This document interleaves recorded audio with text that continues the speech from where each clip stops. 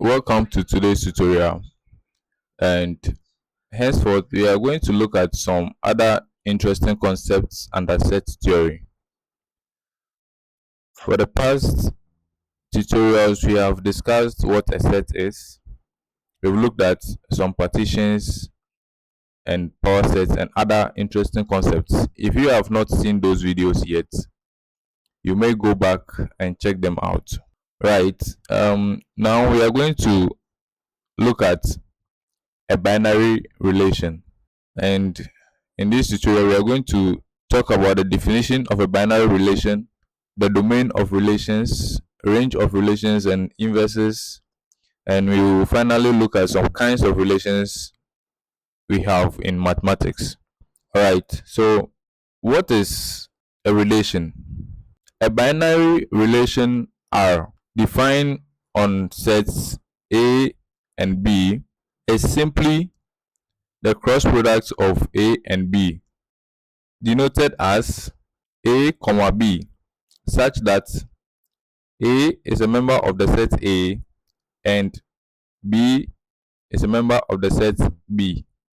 So this is a binary relation, and it is symbolically written as R is an improper subset of A cross B. So basically, a binary relation is simply a cross product between two sets, and in fact there could be more than two sets. And also bear in mind that it could be a set unto itself. What I mean is, you may have a binary relation defined as A cross A, and this is equivalent to saying A squared. This is also a valid relation we can have. Let's look at some examples. Assuming we have, say, set A to be equal to A, B, C, and set B giving us 1, 2, and our relation is defined as X, Y, such that X is a member of A and Y is a member of B. When we try to list the constituents of our relation, this is what is going to be. These are ordered pairs, taking each member in A and pairing up with every member in B. So when I take A from the set A, I pair with 1, and the same A I pair with 2. Now I move on to take B, and I pair with 1, the same B I pair with 2. Likewise, when I take C, I pair with 1, and I take C and I pair with 2. So this becomes my relation. Note that this is not static. The questions may change. I'm trying to tell you that the positions of X and Y may not always be given in this form. There could be a question that could interchange their positions. Whatever be the case, you just follow the rule to solve the question. For instance, let's have an example. Say we have a set S to be equal to A, B, and a set R to be equal to 1, 2. And let's say a relation G is defined on these two sets as S cross R and is given by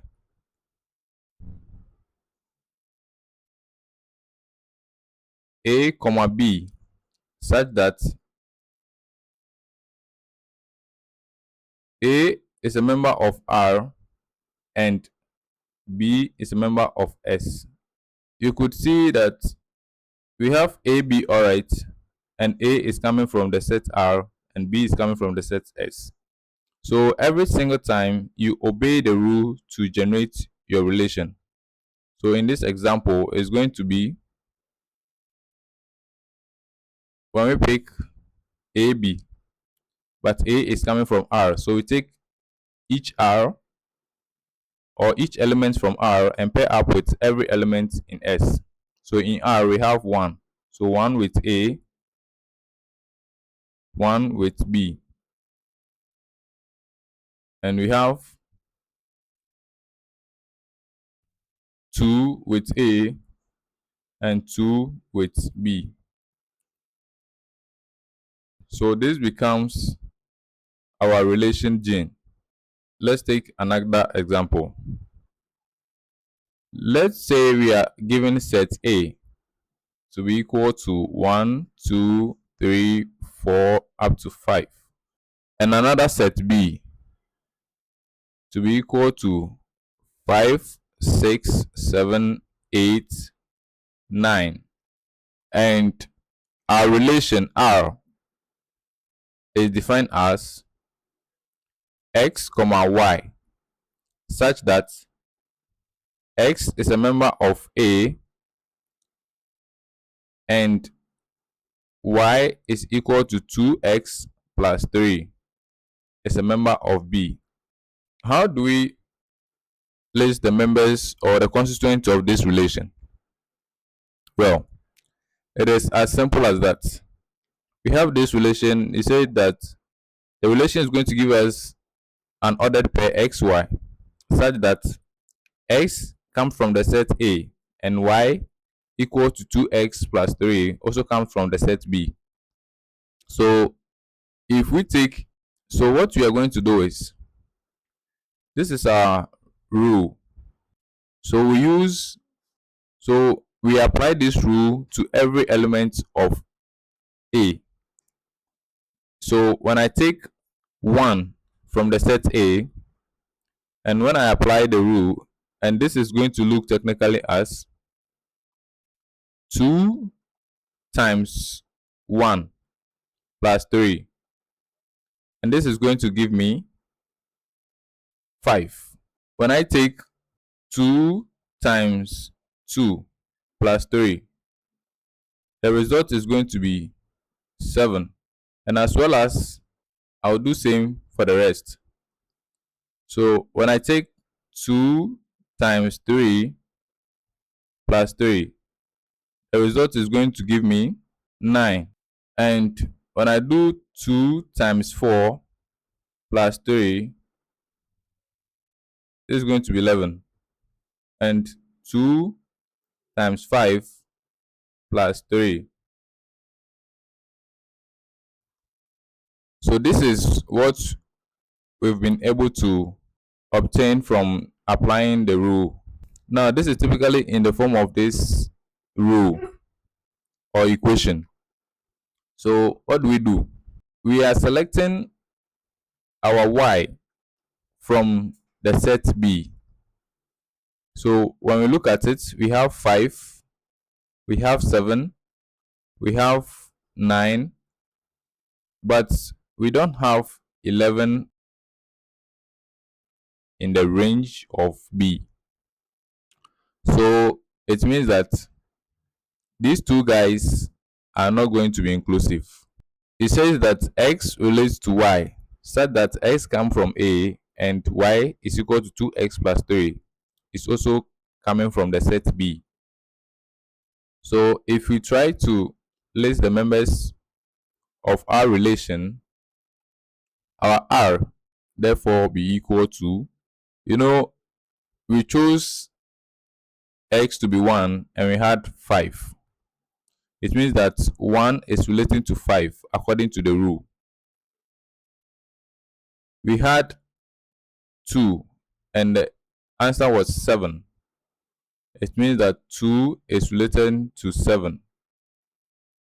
And finally, we picked 3 and the result was 9. So that is going to be 3 relating to 9. The rest do not appear, the rest does not qualify to appear in the row. If we take 4 and 5, they defy the rule, and so they cannot appear in our relation. So this becomes the results or the elements of the relation. Let's move on to look at the domain of a relation. We have defined earlier that our relation is always in the form A, B, such that A is a member of A and B as well is a member of the set B. Now, our domain, the domain of R, which is denoted as D of R,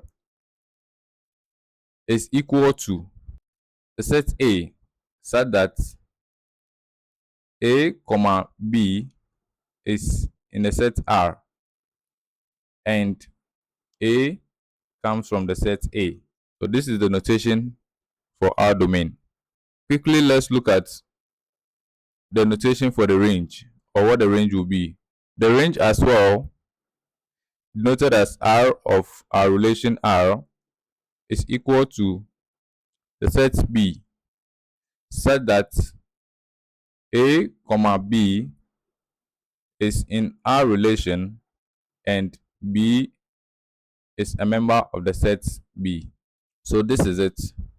So essentially, if you have a relation containing ordered points A, B, if you put together all A from the relation, that becomes your domain of the relation. And again, if you put together all B, that becomes the range of your relation R. So in the example we just solved, we found out that our R was equal to 1, 5 and 2, 7 and 3, 9. Now, if you want to find the domain of this range, we made mention that the domain are the first element. So this, and this. So our domain D of R is going to be 1, 2, and 3. And on the other hand, our range for this relation is going to be 5, 7, and 9.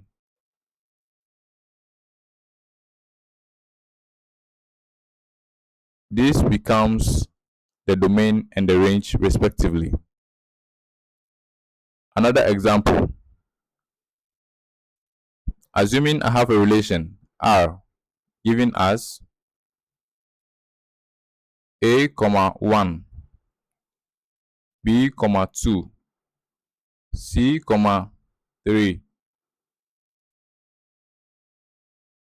and you are supposed to find the domain.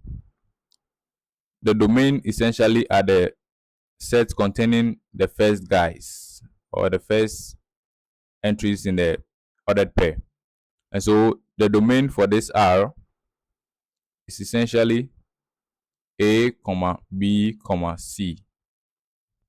And the range, on the other hand, is going to be 1, 2, 3. And again, let me give one more example.